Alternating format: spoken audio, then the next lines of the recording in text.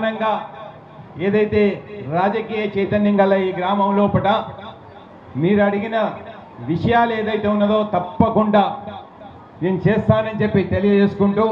వీటన్నిటిని కూడా వివరంగా చెప్దాం అనుకున్నాను, కానీ తప్పకుండా మీరు అడిగిన వాటిని తప్పకుండా చేస్తానని, ముఖ్యంగా ఇంటిగ్రేటెడ్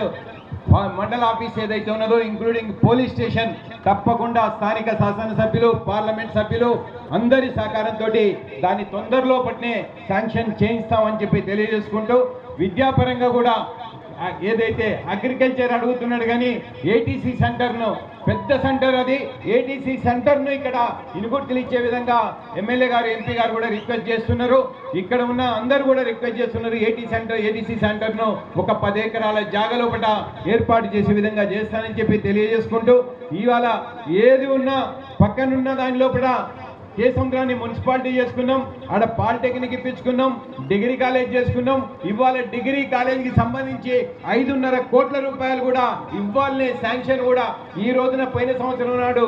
డిగ్రీ కాలేజ్ ఇచ్చినాం, ఇవాళ శాంక్షన్ ఇప్పించుకున్నామని చెప్పి తెలియజేసుకుంటూ, మీరు చెప్పిన విషయాలన్నింటినీ కూడా ఒక్కసారి మీ అందరితో కూడా నేను కూర్చుంటా సవివరంగా మహబూబాబాద్ నియోజకవర్గానికి సంబంధించిన అభివృద్ధిలో కూడా మిమ్మల్ని అందరినీ కూడా భాగస్వామ్యం చేసి ప్రయత్నం చేస్తానని చెప్పి తెలియజేసుకుంటూ, ఈ అవకాశం కల్పించిన మీ అందరికీ కూడా పేరు పేరున హృదయపూర్వక